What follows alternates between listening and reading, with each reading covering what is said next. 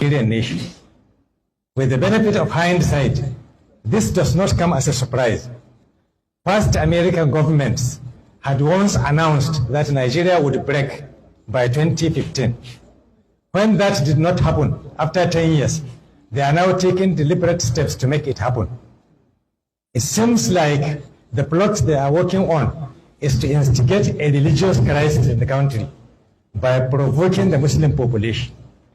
Recently, the US President, Donald Trump, made an accusation that there was a Christian genocide going on in Nigeria, even confirming that churches were being burned and Christians killed virtually every day. He then started rolling out conditions to be met by the Nigerian government and sanctions to be considered on government, individuals, and groups. He went on to list Nigeria yet again as a country of special concern. Among the conditions he rolled out was that the Sharia system was to be abolished in the northern states and blasphemy laws be scrapped.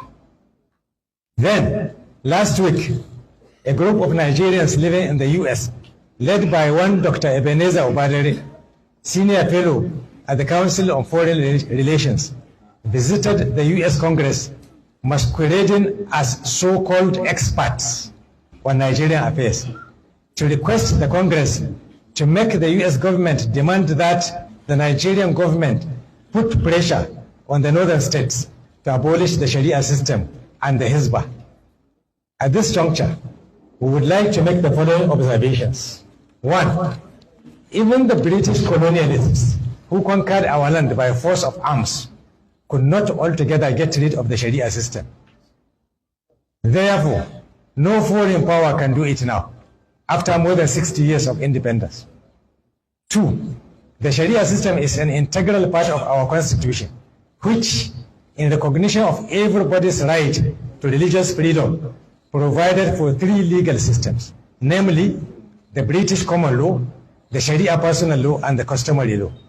Three, moreover, the Constitution allowed for concurrent powers that gives states the power to make laws affecting any of the concurrent list, of which enacting Sharia law is a part of. Four, unless the Constitution of our country and its democratic federalism is going to be trampled on, the plot to force the federal government to pressure state governments to abolish the Sharia system and Hizbah is not wise. Five, the Sharia system has never been imposed on any non-Muslims in Nigeria. Six, the blasphemy law is not a religious law, but a law enacted by respective state assemblies in order to preserve peace and harmony. Seven, the Sharia system has no connection whatsoever with the different types of insecurity issues happening in Nigeria. Eight, the Hizbah institution has never engaged in any type of unrest. It is an unarmed organization concerned only with the enforcement of Sharia moral laws within the ambit of the national law. Therefore, on behalf of all the 40 Islamic organizations that form the Zamfara State Muslims League, we hereby state the following. One, we in Zamfara State are more than 99% Muslims. We were the first to implement the Sharia system in 1999. We want all and sundry to know that we are comfortable with the system and we will never allow it to be tampered with. Two, the request of Dr. Obadere is not based on any expertise, but on biasness and Islamophobia. Three, the US has no business meddling in the international affairs of our country, or act as a custodian of a certain religion, or start a new crusade against Islam, with Nigeria as its first victim. Four, we emphatically affirm that Muslims in Nigeria will not stand by and look while a foreign power dismantles the Sharia system just to make some anti-Islamic Christians happy. We know that America has been sponsoring Zionist terrorism in Palestine and the genocide of Muslims. We are also ready to pay the price the Palestinians are paying if America should decide to come to Nigeria to dismantle Sharia. 5, we are calling on President Bola Tinubu to tread carefully.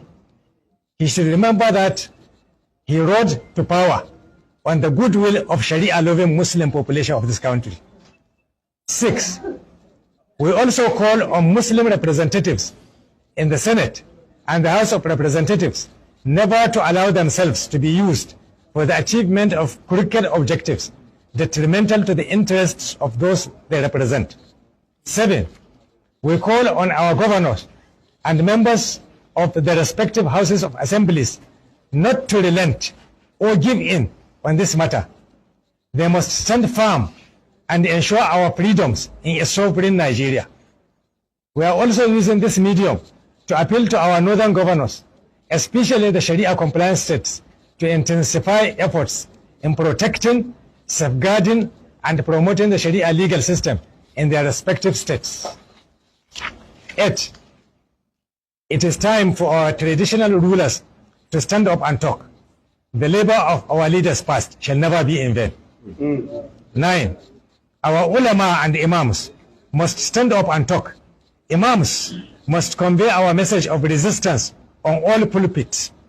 Sharia implementation is our religious right, which we are entitled to. We will never accept intervention on how to practice our religion from any quarter. 10, finally, we call on all Muslims in Nigeria to be ready to defend our religion and the Sharia system, whatever it takes. The Sokoto Caliphate must be collapsed, that the bandits cannot keep killing people, and at the same time, federal power must be allocated to the state. What is your take as regards this alleged report? Yes, I quickly he rushed to Benin when there was coup, you know, and I can tell you it's really because his passive relationship with Macron, you know, and they are trying to phase out France from, you know, subjecting West Africa to continuous political and economic sabotage. So when that coup took place, if you listen to the head of the military junta, you know, Pascal Tigri, you will say it's very clear that the first country he mentioned in that statement was France. But you can see, Tinubu quickly, you know, got an instruction from Macron, and he quickly deployed jet fighters. So what is that signal to you is that Russia, America, and France are battling over the continuous unity of Nigeria. That's what it means.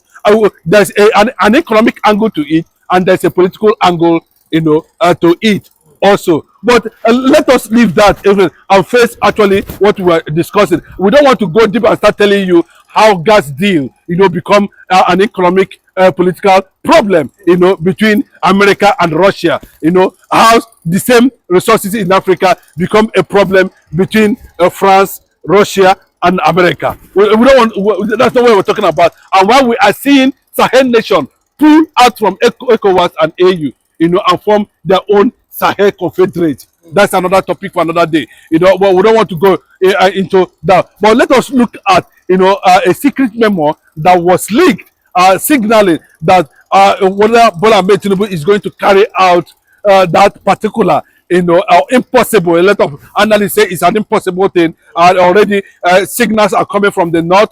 There's a series of warning in that regard. You know, the north doesn't want Nigeria to break, and they want everybody to be controlled under a Sharia, under religious law. And with that's one of the conditions America gave, that religious law must be banned in Nigeria as a condition of continuous unity. That is one. Two, the name of, they should rename Nigeria, possibly as we suggested in that memo. I don't want to quote anybody, but that's what actually was reported to those who have the privilege of having access to that leaked memo. Is going to be United States of Nigeria. And secondly, anything that has to do with Sokoto Caliphate will be totally dissolved. And the last one is, you know, you dissolve federal government power to the states. We did not stand this impossibility. The question is that they are already threatening that if Bola Ahmed Tinubu attempt to bring such bill on the floor of the Senate, the northern senators will shut it down completely. And any attempt to stop Sharia will lead to the breakup of Nigeria. And when I said these are the options already on the table of United States of America, and let me tell you, one headed, they say, Department of War is the head of Department of War in America, said they are going to submit all other options to the issue of Christian genocide in Nigeria. Menu. Meaning, all options might include total breakup. Now, let me, Garules, Elias Garules, a lot of people must know it, is one of the most popular loyalists, of Donald Trump's government. And of course, Donald Trump himself, he said very clearly that Biafra is forthcoming. I repeat, you can verify. I'm not quoting it by myself. The Igbo nation has lost over 20 million lives as a result of Nigerian unity. And it's not long, it's not even ideal. This thing continues. And that is the fact. The Yoruba nation are being killed. You can see the strong warning from the Yoruba Union telling Bola Ahmed Tinubu to be careful because the government is gradually bringing a very damaged international image on the Yoruba nation because of his incompetence and lack of integrity.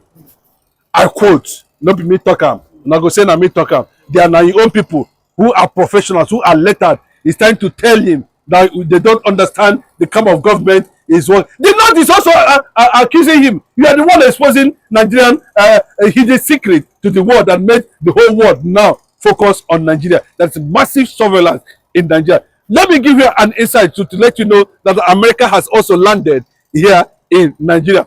Few days ago, the American surveillance plane was moving around the Nigeria airspace just because a high delegate of congressmen were in Nigeria. They occupied the Nigerian airspace from Ekiti, Borno, Niger, Sokoto. They were flying all around just because this high-powered Congress who met with Nuhu Ribadu in Abuja, the congressmen were in Lagos. They took over the Nigerian airspace. But nobody will tell you that. But I'm just telling you clearly that they took off from Ghana and occupied Nigerian airspace for 48 hours. I don't know whether Nigeria will say whether they know it or not. But they were quick to fly to Benin. They didn't know where the Boko Haram hiders were to go and use that kind of response and rescue Nigerians. They were not able to do that, showing that level of advanced conspiracy in the highest level. And it has attracted a certain conditions now. And what are the conditions? We did not accept the banning of Sharia. Would they not accept that Nigeria is a secular nation and should not be ruled by religious law? This is not a joke. Nigeria, so would they accept that? Would they accept total disintegration of the federal structure to the state level, where every state in Nigeria will control their resources? Would they accept the renaming of Nigeria? Because the name of Nigeria, even that one they are projecting now, you can say it clear that when Bola Ahmed Tinubu came in, he changed the national anthem to anyone he feels that is okay. And who tells you that you cannot rename Nigeria? And that is what it is. So there is a deep struggle now, and if they are not able to meet certain positions, let me tell you, the German government is backing Biafra, the Israeli government is backing Biafra, all the American allied forces are backing Biafra currently now. If there's an executive order today for Biafra sovereignty and support, it has to go with all the American allied forces anywhere in the world, including Germany and France and Israel. And we are good to go. And that is it. If a lot of people are saying, why would this Senate? You don't need a Senate because they deliberately removed referendum from the Constitution of Nigeria. So we will not be talking about referendum. What we need now is the same measure Donald Trump used in Somalia is the same measure he's going to use in Nigeria. If Bola Ahmed Tinubu refuse to drive the North, bend the North, I'm not even driving, bend them, and which will be very difficult to bend. They rejected restructuring. They rejected so many things in that regard just because of crude oil. They are now trying to impose Sharia law on all Nigerians. And if you fail to, if you disobey that law, then you'll be termed as an infidel and be killed. But do you not think with the Sahel country now, every now and then, the army and the military are taking over different countries within West Africa and Africa at large?